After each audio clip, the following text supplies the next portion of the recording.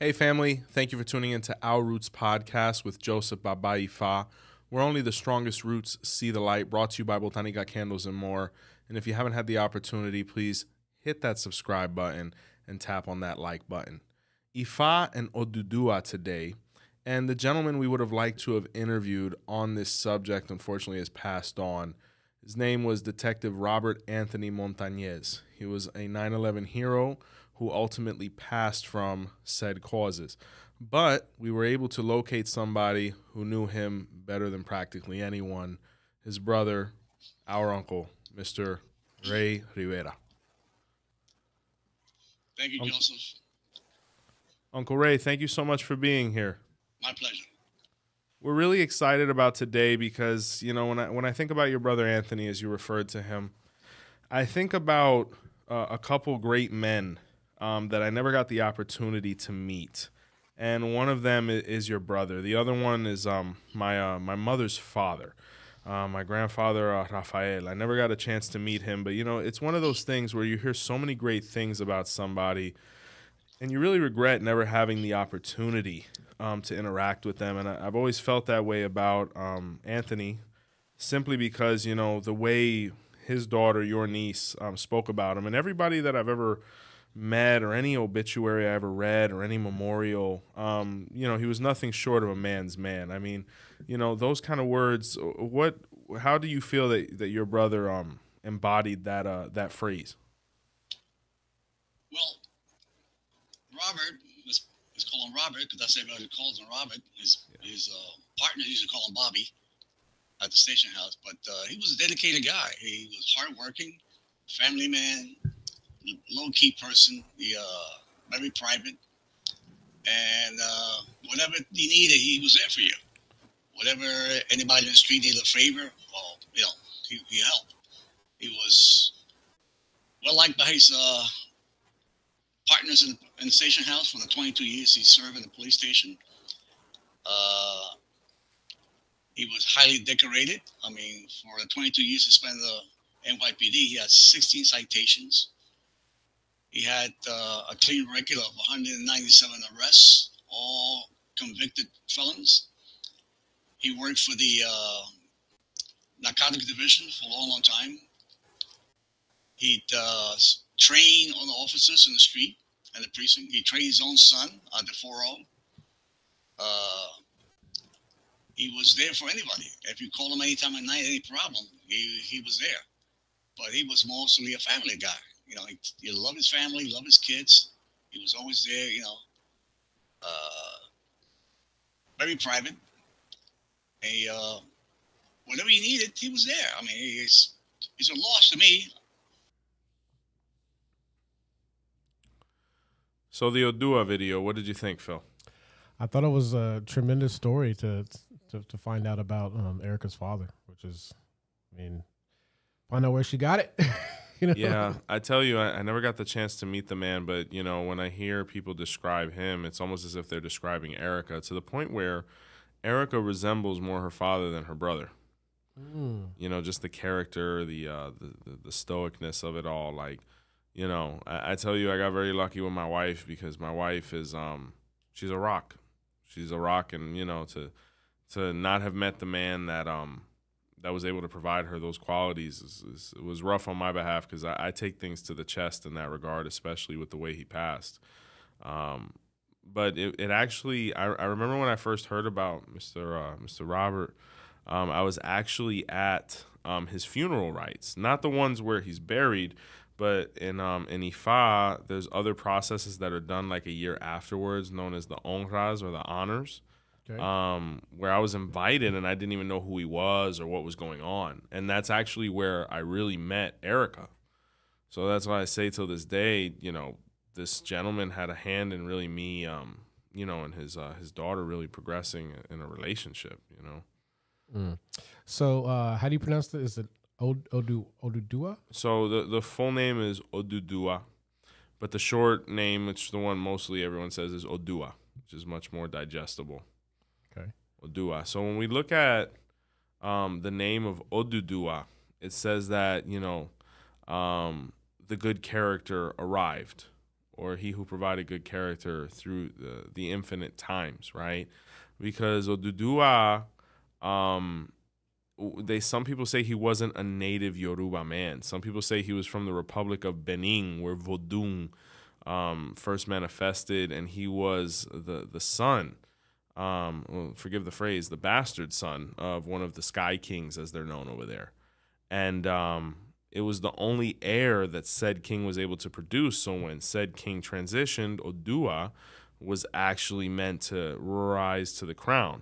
But cousins, feudal, situations, there was an assassination attempt, and Odua's mother actually constructed a plan for him to be able to escape and run to the west. So that's why everyone says Odua came from the east. So now what happens is people are trying to say that Ifa and Odua come from Mecca or from a Middle Eastern Arabic origin, which couldn't be further from the truth. But, with agendas and whatnot, to each their own. But Odua arrived in Ife, and basically the Yorubas existed and Ifa, what have you, but a divination was performed, and all this is actually in my sign of 𝗿𝗏𝗍 Odua. And, it was basically identified that this man was meant to become king, right? And when, they performed the processes, they actually took his advice on how to initiate him because he had dreams showing him the processes that he needed to go through to become aligned with God and become divine. So it was a really epic tale, and Odua is the ancestral patriarch of our civilization. To be Nigerian, they actually call themselves Omo Oduduwa, which means the children of Odua. He is the central root, right? So when we're looking at the interview with Uncle Ray, and you hear about Robert's beginnings, how unfortunately his relationship was estranged with his father ultimately, or just this ambition to know that something more was going to occur. This, I think, is why, because Odua or his children have this natural, divine, internal calling towards whatever it is they're really meant to do, and it's very strong. That's why you see them so motivated and so active. One thing that I did love is that he was a police officer in New York. Yeah, he was to the point he was a detective with narcotics division. Yeah, that's got to be one of the hardest jobs, definitely, especially in New York. Yeah, but I mean, have you seen the movie Paid in Full? Yeah. Well, he was patrolling that neighborhood, like the 30th precinct, 32nd precinct, like all that is, like, from what I understand, West Harlem. And he was around. I'm not sure if he was in that specific area. I think he was. But I mean, when you and to come right out of the academy and go to one of the worst parts of the city, I mean, they made movies about it. You got to imagine the experiences and the things this guy was seeing. Yeah, it's a lot of honor. You gotta have, a lot of respect, man. I'll say this, and it's not to bring any damper to any history, but there was actually a scandal that occurred in that precinct. It was known as the Dirty 30, right? And of all the people in that precinct that were indicted and found guilty of corruption and tampering, my father-in-law was the only one that didn't get involved. Now, how does that connect with Odua? Odua was a righteous man. The integrity. That was his whole thing. That's why within his name is the word Iwa, which means good character or good form. And Odua did not do anything that was unjust. And it's ironic because he wasn't always like that per se. When we look at the story in my sign of 𝗿𝗏𝗍𝗁 or 𝗿𝗏𝗍𝗁, Odua would actually consume children. You know what I'm saying? It's when human sacrifice was still acceptable from a social standpoint in Yoruba culture. And he was consuming them, but it didn't become an issue until he was about to consume Orumila's daughter, known as 𝗃𝗏𝗏𝗏, which ironically is Erica's name in Orisha.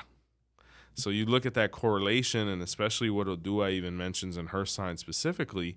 When Orumila was able to concoct a plot with Eshu to switch the 𝗃𝗏𝗏𝗏 with an animal, Odua realized the error in his ways, and he said, from this point forward, I need Orumila next to me to guide me, because even though I'm a king, I still need guidance, you know, so I don't go against nature, that which is morally correct, because he was very aware of his legacy and the importance of it all. So when you look at someone like Mr. Montañez, Detective Montañez, you look at the legacy he left behind, it was not by chance that occurred or by obstruction of information.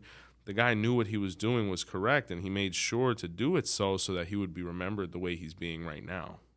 How was Oduwa's relationship with his matriarchal side, like the mother and grandmother? Because who saved his life? Mr. Robert had a good relationship with his mother and grandmother, right? Yeah, from what I understand, they were basically the ones that, you know, apart from ultimately the stepfather relationships and whatnot, but the first real warmth that he felt was his matriarchal ancestors and lineage, you know. And when you look at Odua, who saved his life was his mother and those women, and his name in Benin was 𝗃𝗶𝗱𝗏, which is a Benin name of Dahomey, and they basically saved his life. So when we look at the relationship between Odua and women, it's something that he holds very sacred, because the women were the ones who saved his life and allowed him to fulfill his destiny. Some people say he never saw his mother again, so it was a little bit of a tragic tale, because he wasn't allowed to go back until he had a strong enough army and influence in his new kingdom to be respected and needed by his roots, you know. So those people are actually our brothers. When we talk about the people in Benin, like, you're familiar with Djimani Hansu, the guy from Blood Diamond? Oh yeah, I've actually interviewed him. Really? Yeah, it's Djimon. Yeah, forgive me. Yeah. He's from over there. Yeah. No, I talked to him. He's initiated him. Oh, I didn't know that. We need him. Yeah. I need him. I mean, I don't know him like that. Oh man, we drop a seed on him. I interviewed him though. Oh, God bless him. Yeah, great advocate for our culture. He made a whole documentary on the ancestral roots of the people in Benin and Dahomey.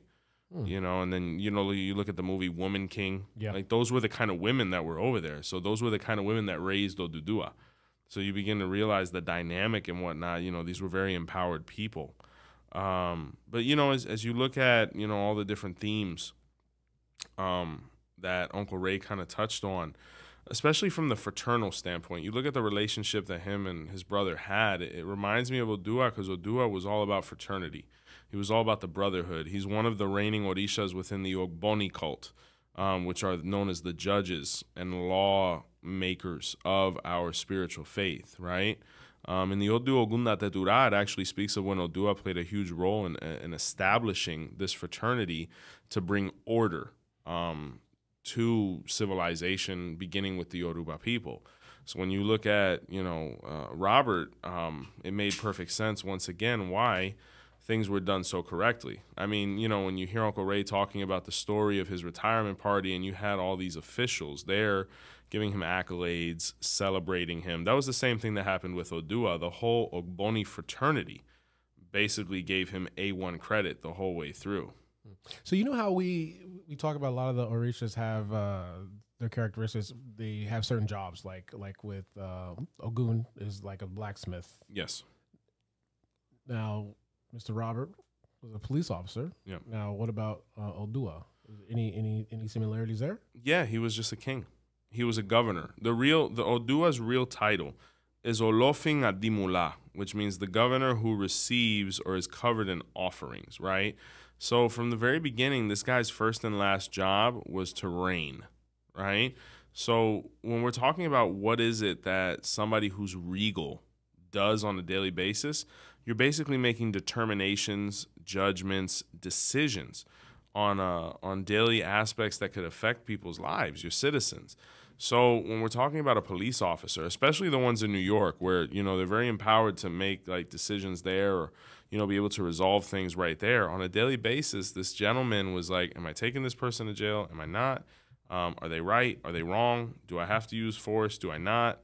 Back then, the training was like that. That's why you look back then, police violence and things like that. I mean, you know, maybe people were beating each other up and no one was getting shot or murdered, you know what I'm saying, unnecessarily. And that's where the justification comes in, where, you know, they had the children of Odua have a very high moral compass and a judicious compass that keeps them from falling into error. Wow. That's deep. Yeah. That really is. And as we move forward with the epic, like Uncle Ray was saying, you know, just the importance of family for Mr. Robert was huge, because that was really Oduwa's whole spiel. Quote unquote, they weren't bad guys, but it was the life they were running. You know, I grew up with Robert and John. They owned Ortiz Funeral Home. I grew up both of them. Robert grew up with them. I grew up with the Bronx Borough President, Fernandez. I grew up with them. You know, we lived in a neighborhood there. Everybody was connected. You know, my grandmother worked for the Board of Education. She was an assistant teacher, and she spent a lot of time with Robert. You know, helping him with his homework, back and forth. They used to work a lot. When I came home from the service, I worked. You know, I made a lot of, you know, make money here. They did, you know, picked up side jobs, and the time I spent with Robert was, you know, was basically a couple hours a day, a couple hours a week, because I was always traveling back and forth. But when he told me he enlisted in the police academy and then he graduated with high marks, I was very proud of him, you know. And funny story is when he retired, the turnout from commissioners, deputy commissioners, captains, lieutenants, inspectors to his retirement party, it was amazing. You know, right now the police commissioner in my town was Robert, captain, when he was working in narcotics in the city of New York. Wow. And Dave Shue, the commissioner here, I know him very well. He lives maybe about 10, 15 minutes from my house. You know, we see each other once in a while, and he goes, "Hey, I'm sorry to hear about Robert," and blah, blah, blah. But he was well liked. I mean, when the retirement party was just amazing. The guys coming in, you know, the chief inspectors, deputy commissioners, it was tremendous. Well, that definitely says volumes about him. Definitely. And the guys he trained a lot of guys in the street, you know, and his thought was, you got to watch yourself. You got to watch your partner. You got to be here.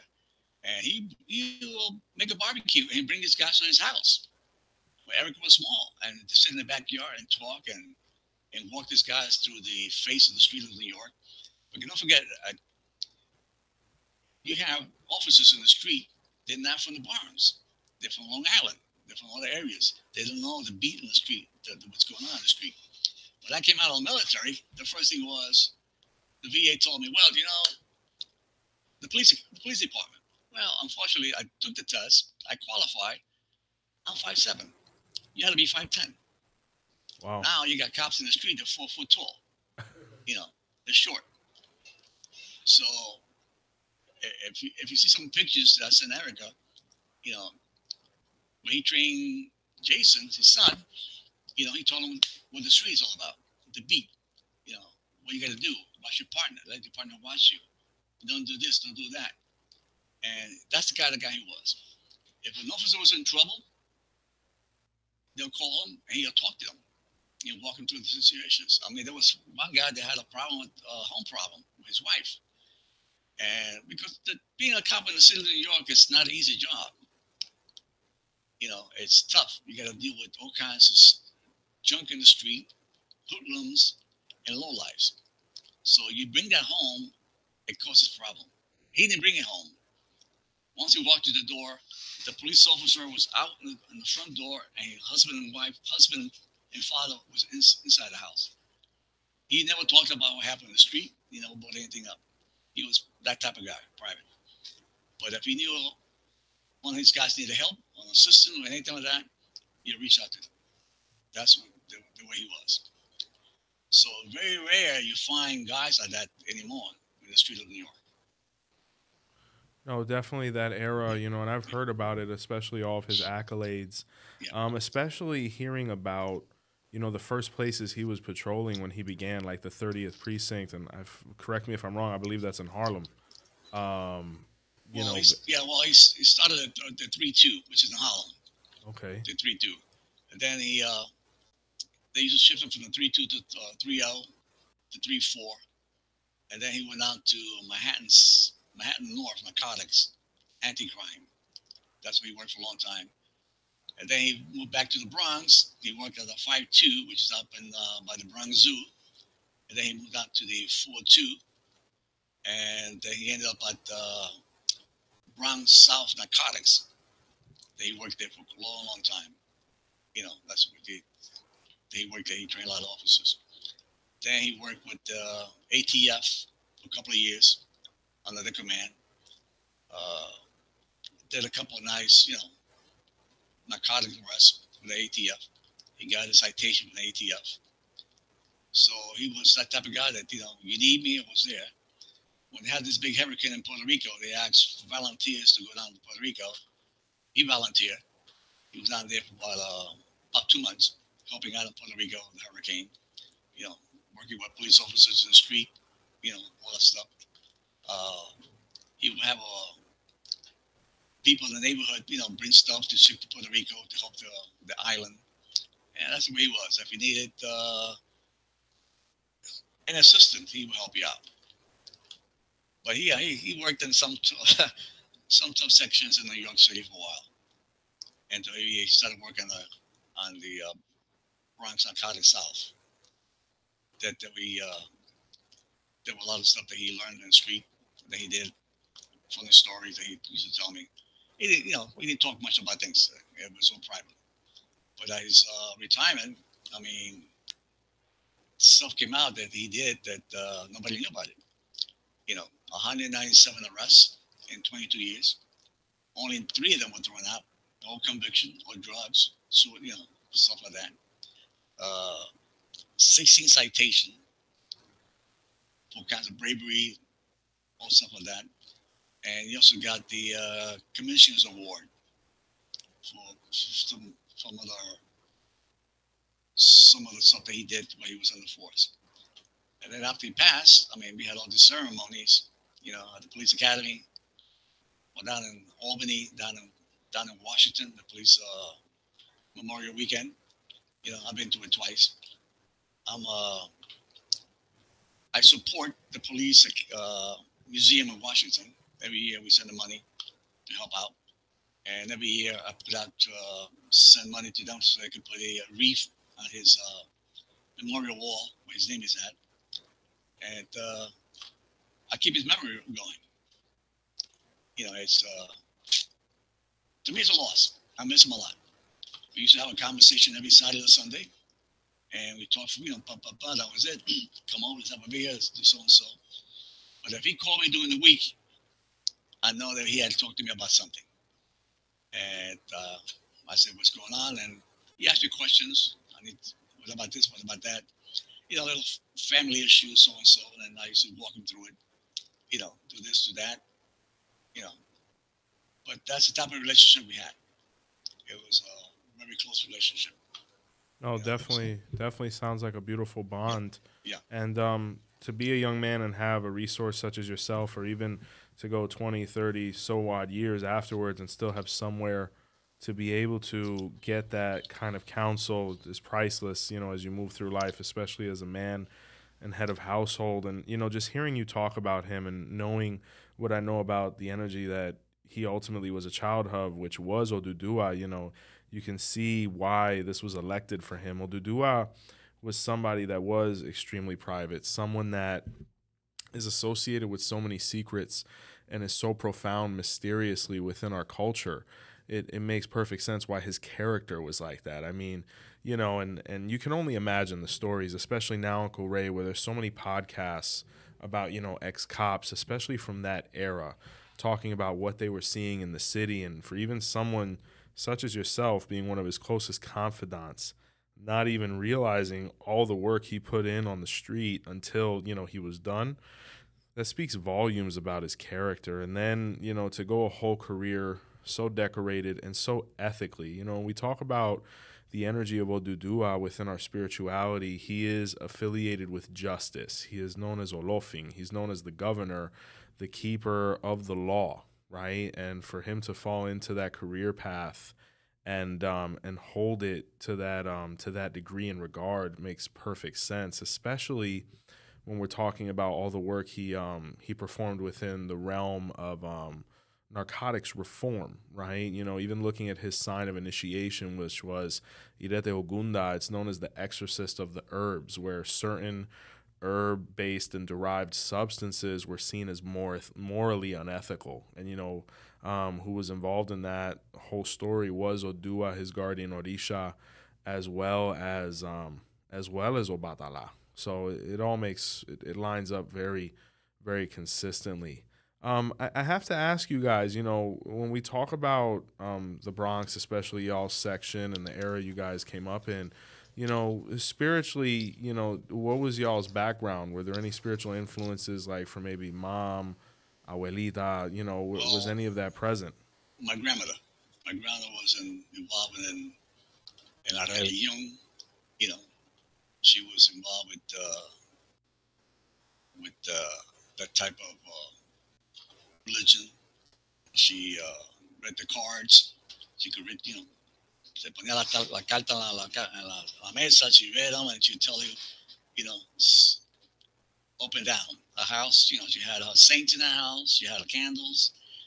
She was that type of person, and very dedicated to her belief. We respected it.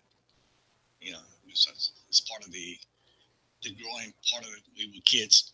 We respected that religion. I grew up in a Catholic family. Catholic school, Catholic, all kinds of religions. Altar boy, this, that. But that part of the family, it was their understanding. But my grandmother was really involved in la religión de Veletismo. When we were kids, she would take me to Puerto Rico on vacation. She her family owned a big plantation in Puerto Rico that she owned a big percentage. And we go down there, and then sometimes at night you could see in the back in la finca, the burning of candles, burning of this, that, and women dressed in white, and I used to wear the la siete potencia necklace, and we grew up in that religion that way. But and Robert was involved. Robert liked it. He was always intrigued and things like that. So I respected it. I never commented about it. Hey, that's fine. You do what you have to do. It's fine. So we came from a little background. And how much of an influence did these women, such as Mom and Abuela, have on him? Especially coming from that background, and not only religiously and spiritually, but just his formulation as a man. My grandmother, my mother had a lot of influence on him. I mean, my mother was very dedicated to him. My grandmother was over there, whatever he needed. She raised him. He was a little boy because my mother worked a lot. My mother was a workaholic. Robert's father, Tony, always, he was a merchant marine, so he traveled a lot in the ships. He was a cook. And so between that, not being, my mother not being home, his father not being home, it was my grandmother who took care of him. Myself, I used to work a lot, going to school, establishing the line in Ife and then ultimately continuing it. It actually speaks of another story of his within my sign, where Odua really wanted to have a child, right, to be able to continue his lineage, but he wasn't necessarily having luck. So he actually, in one of his moments when he was going to consume a child or a slave, he noticed one of them was pregnant. And, he decided not to sacrifice her and adopt the baby that was born, And he took him under his wing. He taught him Ifa. He was initiated, all of these different things. And he basically left him with a title, The interesting thing, and it's still to this day known as the Onife, which is the spiritual king of the Yoruba people who resides in Ife.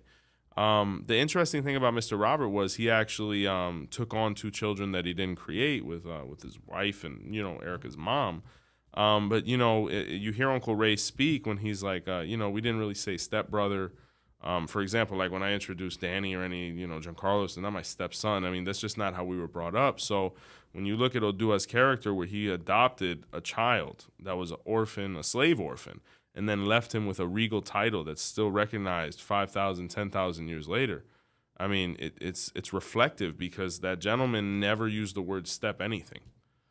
you know. So it's just, it speaks loads about his character. You can say like Dom from Fast and Furious, family. Yeah, it was that, because I think when you came, or where those guys come from, for anyone that's familiar with the Bronx, especially in that area or just New York, it was a very intense environment. You know, people are dying every day. You know, you're looking at the conditions of buildings falling on you while you're sleeping. You know, you had an epidemic of narcotics. You didn't have time for all that, because, to be frank with you, to show or use words like that might show weakness. You know, oh, he's a step something to you, so therefore the value isn't placed on his life. Therefore, he's expendable. Like, this is the mentality of someone coming from that environment. So Odua faced the same thing because his own family was trying to kill him. Makes sense. You know, and then when we move forward with that, the creation of life and just his service in 9/11, I think that's the part of the interview that really hit me the most, because when you know Odua's story, and you know how he was basically amputated in so many different pieces, and, you know, kind of scattered around Yoruba land, etc., and then resurrected, to hear that this gentleman was going through rubble, to be able to find body parts, to be able to identify people, to give them the closure of, hey, this is your family member, this is what they went through, to at least know what they went through or who they were. I mean, that's a service that can't be overstated, you know? Yeah, what got me is when Uncle Ray was talking about the arm. Yeah. Found the arm. No, definitely. And knowing the energy that is Oduduwa, and you keep mentioning the fatherly role that he assumed so well, it makes perfect sense as well, because Oduduwa is seen as the Orisha, or the energy that is the father of all of his practitioners. To be a practitioner of Ifa, we're literally, or to be of Nigerian spiritual descent, you're known as Omo Oduduwa, which means the son or child of Oduduwa. So, you know, just hearing him constantly referring back to every decision that he made positively being directed towards or for his family, you know, just resonates even more with that concept.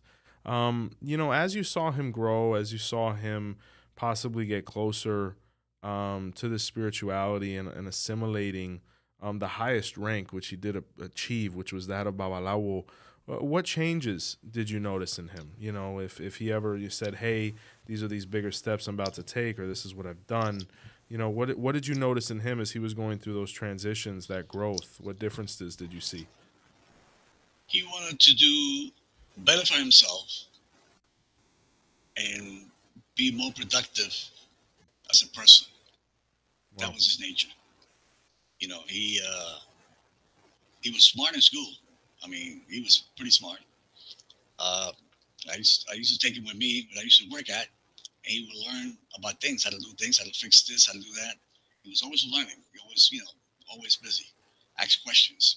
You know, I used to tell him, well, this worked this way, this worked that way, this is for this. And you ask him 2 or 3 days later about something, and he'd tell you exactly how to work. He was very intelligent, very smart. I mean, being a handyman, he was not that good, but he was smart. I can tell you that. It was a mechanic school. Yeah, mechanic word. No. If he needed something done, he'll call Big Brother, and I will come and fix it. Word. But anything intelligent, he'll tell you exactly. He knew a lot of things. He used to read a lot. He was not. He was low key, but he was smart. You know, he could have a conversation with you about something, and he knew the outcome. He would tell you exactly what the process is, and so, and you know, that type of knowledge. I won't say he was a dummy, but he wasn't. He was a smart guy, very smart. No, the knowledge makes a lot of sense too, because when we talk about our spirituality, Odua is really the source of everything that we do. He was the first one to construct the initiation ceremony, first one to go through most of the processes, and he left that information for us to be able to continue it to this day, just like Mr. Robert did. And it makes perfect sense in that regard. Now, you know, with the tragedy that was 9/11, right, and him being first responder on the scene, you know, what were some of the effects you saw that had on him? Not so much physically, but, you know, possibly the conversations you had, or, you know, the amount of impact it had on him emotionally, just being a native New Yorker and seeing, you know, so many people affected by it. What was that like to go through that? It was so close. Well, what affected him a lot doing the 9/11, working at the at the pile was removing body parts, Yeah. removing, things that they found. I sat with him one day. He told me that they had to pull an arm from the debris. Yeah. And I asked him, I says, how? He says, that's part of the job. That's something you have to do. It's part of the job. You put it aside. It's like, like taking a ham from the freezer and put it aside. But after work, that is, like I said, put aside. Then when he worked in Arthur Kill in Staten Island, they were bringing all the debris from the pile. They had to sift through all the parts, finding jewelry, finding IDs, and all that stuff like that. And that took a little part of him, because when you started looking at all these IDs, men and women, they had been killed or perished in the building. It was hard. Some of them, I mentioned an officer that worked for him for quite a while. He had to go get therapy for a while because it was too much for him to handle. It's not an easy job. He had told me that when he became a detective, he had to go down to the morgue and look at autopsies and look at things and learn things. And he said to me, it's part of the job. Part of the job. But it was strong. That's it's not something that you and I could do. No. If you're not doing it, you can't do it. You can't. And it's just one of those things. When I was in the military,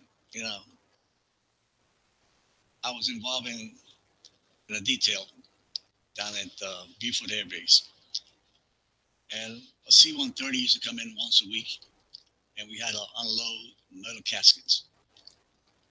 And they weren't heavy, they were light. And there were bodies in there, either full body, whatever it was. And, after a couple of times, I had to go back to my gunny. I said, hey, I can't do this. This is bringing, caskets in and family members on the other side of the curtain, waiting to receive the bodies. It was kind of tough. And you have to be, you got to have the spirit, the guts, the mentality to do things like that. So for you to be on a pile and removing body parts and putting body parts in bags and tagging them, it takes a lot. Yeah. And Robert was, he took a lot. I think after a while, he told me, he had called me one day. He said to me, hey, he used to call me Memo. Hey, Memo, I had it. And I said, what do you mean you had it? I can't do this anymore. I'm really retired. The street it's getting worse. I don't feel like being out there in the cold, chasing criminals and doing this and that. I go to court, I bring a guy in the court, takes me 3 hours to do the paperwork, and half an hour later, he's out on the street. Yeah. So and I said, well, you do what you have to do. So he said, I got my time, I got all my hours, I got all my extra hours from Ground Zero. It puts me up there in the scale. I can retire very well. And I said, all right. Then he called me and said, look, we went to Florida, we found a house. I said, great. He sent me pictures. And he said, I want you to come down and take a look at it, see what's what. I said, look, you get a building inspector, let him check the house out. The house looks good. I see no problem. So whatever you need, I come down and help you out. And that's what he did. He packed his bag, packed his family, and said, hey, I'm heading south. And what happened? 3 years later, he was gone. Yeah. Because the cancer was already spreading. It was not all over the place. He came to New York for a couple of times for chemo. And I used to drive him to the hospital, wait for him, take him back home. And, it's a picture there. You see him and I on Disney. my wife and I were our 20th anniversary, I think it was, 25th. So we decided to go to Puerto Rico for a week to visit some friends. And then from there we flew to New York, to Florida. And from there, and then when he came to New York to visit, he had told me he wasn't feeling well. He showed me marks in his hand. I said, what's those marks? He said, I don't know. I got to go check. And, my wife said to me, says, that doesn't look too good. That looks like cancer, skin cancer. I said, well, I don't know. But then he had called me up. He said, look, I got this cancer from ground zero, so-and-so. And I said, get treated.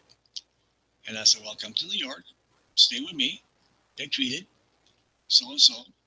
He said, well, we're traveling back and forth. I'll do it in Florida. It didn't help. He could have been treated here, but it was already stage 2, going to stage 3. So there was no turning back. And so I get a call from Anthony, little Anthony. He said, Uncle Ray, you got to come to New York, come to Florida. I said, what's the problem? His dad's in the hospital.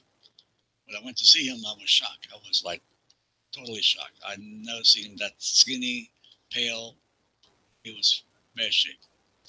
And I told my wife, when I came back to New York, I said to my wife, pack your bags, we got to go to Florida. And she said, well, I said, Robert's not doing well. So my wife and I went to Florida. We spent a week with him. And I did some things around the house, helped him out. He was very happy about it. And when I came back, I talked to my son. I said, Michael, he says, take a week off. I want you to go to Florida, see your uncle. I said, why, Dad? He says, he's not doing well. So I packed my son's bag. He was living with us at the time. And went to Florida. He called me up. He was hysterical, crying.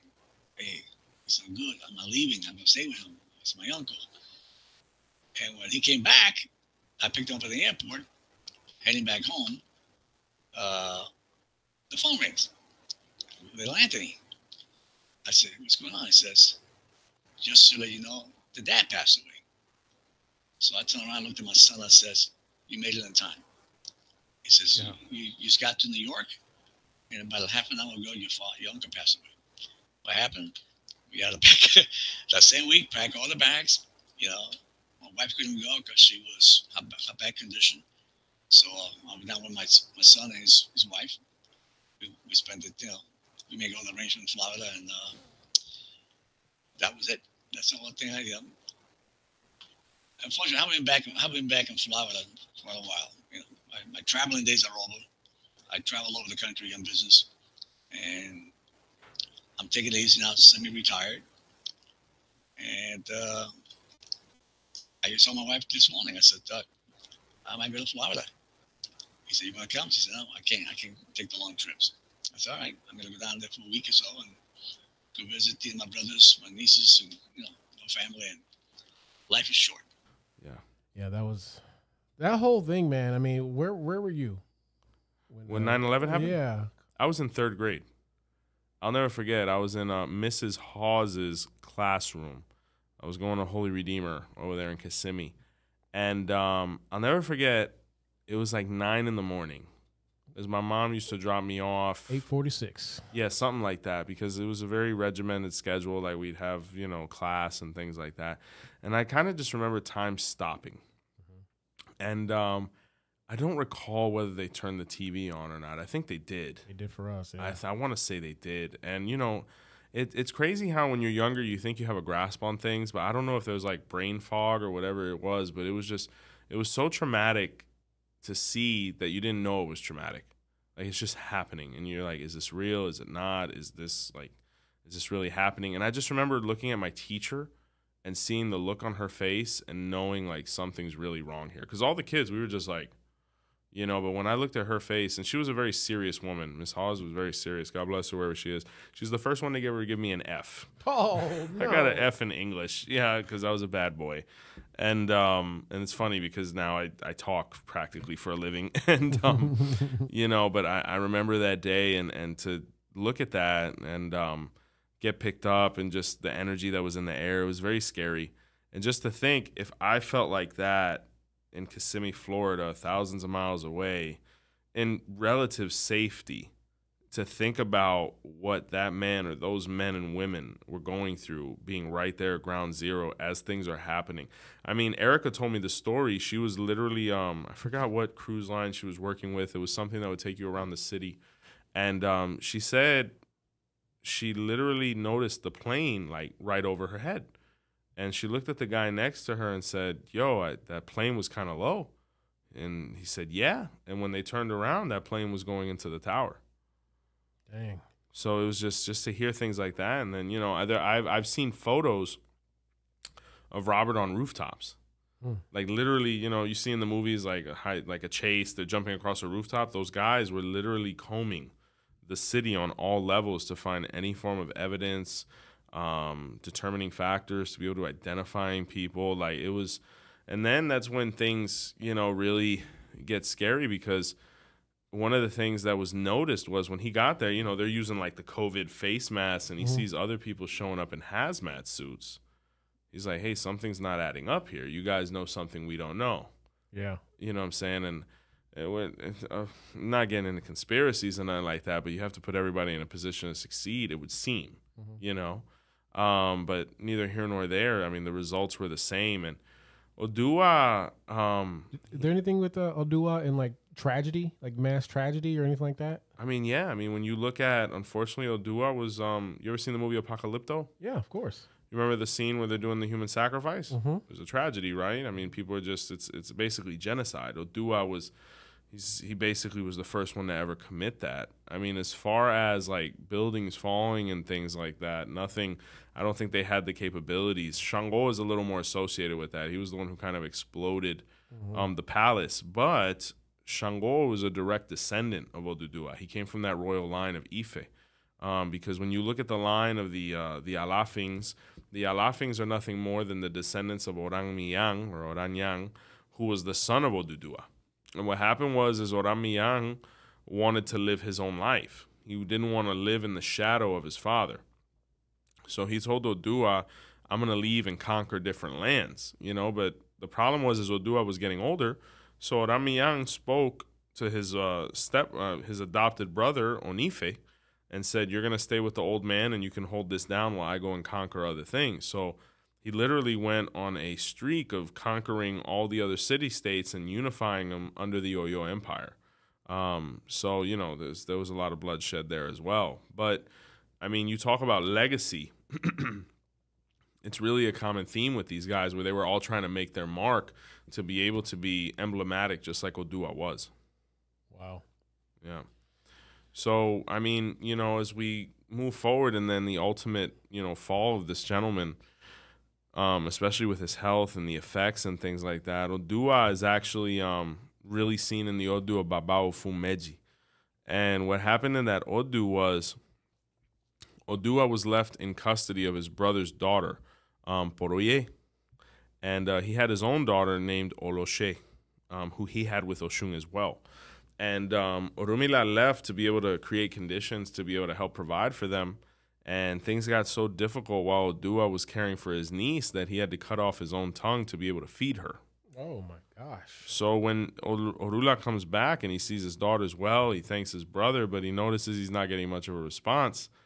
And he says, what's happened? And Poroye basically said he cut off his tongue to be able to feed me.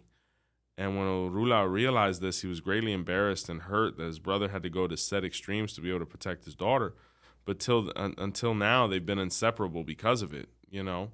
So when we look at that and we look at what occurred with him, this gentleman, I mean, you look at Odua, the children of Odua have a natural motivation towards service.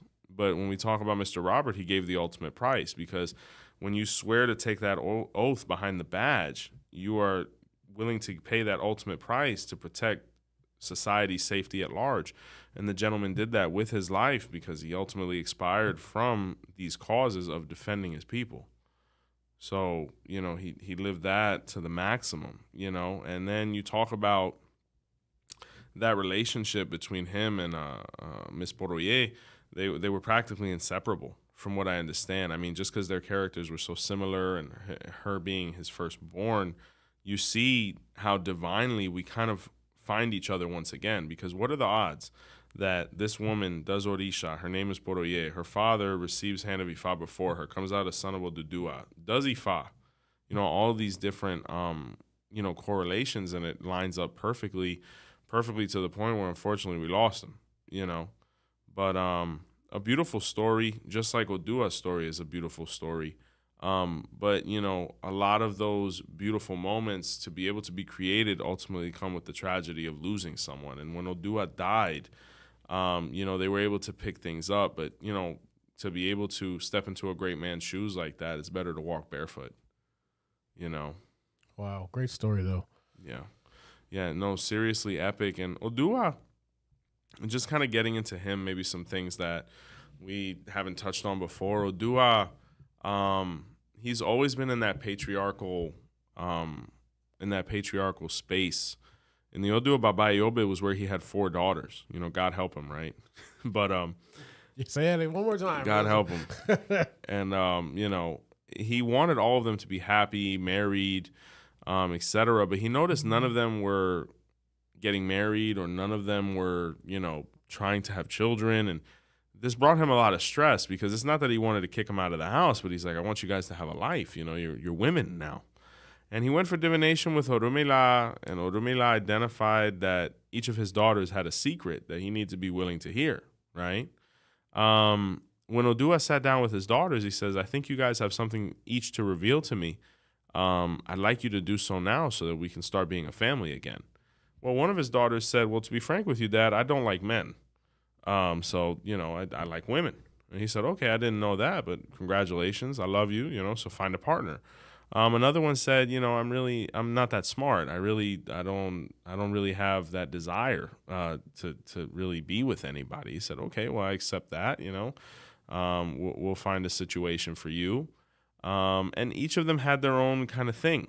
And he realized that he might not have a family the way he envisioned, but most importantly, he had a family.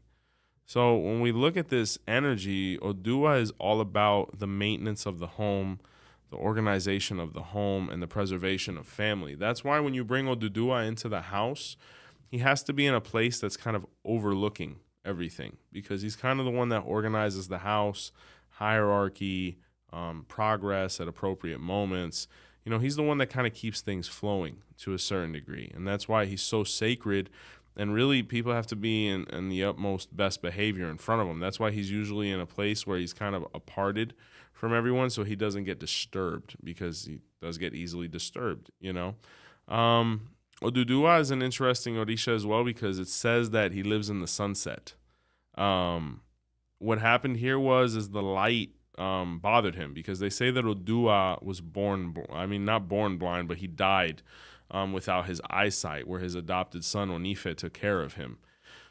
So, being that he didn't have eyesight and it was time for him to transition, Babaluaye decided that he was going to be Oduwa's caretaker in the other life. And he said, you know, we're going to go to a place where you're going to feel perfectly at home.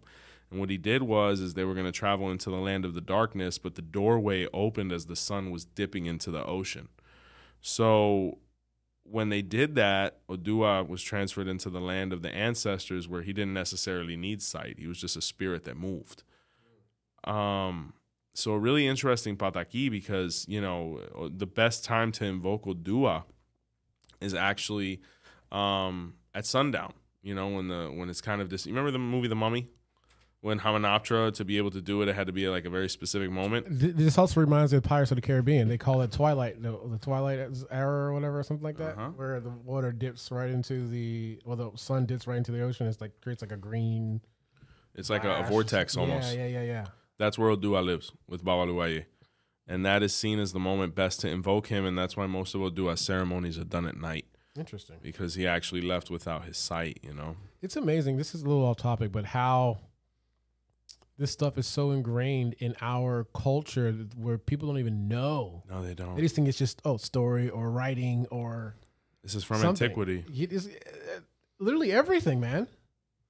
We are influenced by our ancestors more than we care to. Like, I bet you can find a pataki or a story of why I like Pop-Tarts or something. You know? Ifa's life. There's not that actually. I told you that used to be a game we used to play. It used to be called pataki.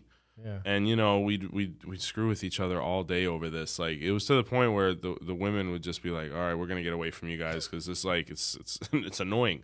Yeah. So you know, we'd be like, "Oh, the sun," and we'd be like, "Tani Odu," or what sign, you know. And there was not a time that we couldn't find a padaki to be able to relate to something, even in modern context of life. Man, we should do that again. Yeah, and I tell you, it used to be. It was actually one of the greatest learning exercises that I've ever incorporated because it kept you so sharp. You know, when you're around these older guys, and you know they know the book front and back, and you're young and you're trying to, you know, just keep up, and it really got me up to speed. But it was always playful. It was always with love, and it was always about the goal of getting people up to speed, at least within our branch or our group. You know. And Odua is seen as, you know, one of the keepers of the secrets of Ifa. He has to do with the ancestors. Egun, the Orisha Oro is his son, you know, is the Orisha of the darkness as well, or the absence of light. Odua, you know, it was nothing more than an example that we still try to emulate. You know, whenever we look at how he's depicted or whatnot, he's always as regal as it gets, you know. And he is the standard that everyone was trying to emulate. You know, even Orunmila, even though they say Orunmila was the one who initiated him into Ifa, Orunmila learned quite a bit from Oduduwa because he brought all that knowledge from Benin as well. That's good, though. That's how it's supposed to be. We learn from our children and we learn from our parents. Yeah. So I think that's good.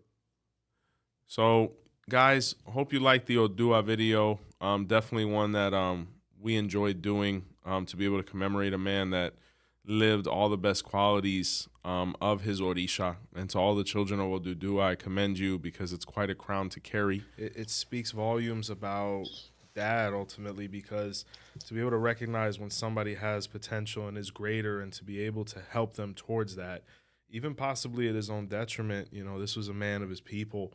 And as Odua was, you know, Odua was destined for great things the same way we see Mr. Robert was. And ultimately he achieved it in the service of his country and giving the ultimate sacrifice, his life, the same way his guardian Orisha did. And that's his legacy. You know, a great man really doesn't become immortal any other way other than the memories and legacy that he leaves behind within the hearts of his people. So, you know, Uncle Ray, I have to ask you, if you had the opportunity face to face to be able to say some words to your brother, what would they be at this juncture? We miss you. Yeah. You are missed so deeply. Your life was taken from you short. You accomplished a lot for yourself. You accomplished a lot for your family. And you should have been here enjoying your grandkids' life, your retirement. But like I said, you're here for a short term. You know, you could take a lot of vitamins and be healthy, but you could cross the street, get hit by a bus. Yeah. It doesn't mean nothing. So, what I could say about my brother Robert, for the 52 years he was in the reserve, he did very well. Did very well. I guess he's doing the same thing, whatever he's at today, because he was not a laid-back guy. He always wanted to accomplish things. The same thing he told his kids, don't do this, do that. Even my son was very close to him. You know, my son used to get sometimes in trouble, and he used to call it Uncle Anthony. I got pulled over here by the highway police, and Robert would go pick him up and smack the hell out of him. You know. And he was calling me. He said, "I smacked the hell out of Michael." I said, "Oh, it's my turn now when he comes home tonight." You know, but he was there. You call him anytime, any hour. I tell him he was there for you. I attribute, even though I didn't get the chance to be in his presence, I attribute some of my, if not my greatest success, to your brother. And the reason being is, you know, looking at all of the divine occurrences of meeting your niece, leading up until us being able to have a child together on such an important day in his life. You know, I attribute some of my greatest successes to his spirit and his memory. And it impacted me so much that I made a point of making sure that the last name Montañez was in my daughter's name, because I felt it was important that the memory of him lives on through not only the people who loved him, but their children as well. And Uncle Ray, I can't say it enough. I can't wait to be in your presence. I got emotional in this one, and I sincerely appreciate you for being such a great representation of what your brother was, and giving people such as myself who have heard about him the opportunity to get an ounce of that energy. So I just want to say thank you so much for your blessing. Thank you so much for your time. God bless you, Uncle Ray. See you soon. Okay, take care. Family, there you have it. Ifa Oduduwa. A beautiful story about a man who embodied the best qualities of his Orisha, one that is obscure, one that on a daily basis as Ifa Orisha practitioners we're trying to understand more and more. If you're a child of this Orisha, I implore you, please comment on this video. Let it know how it resonated with you, or for the people that have interacted with this very special character that is within these reincarnations, men and women.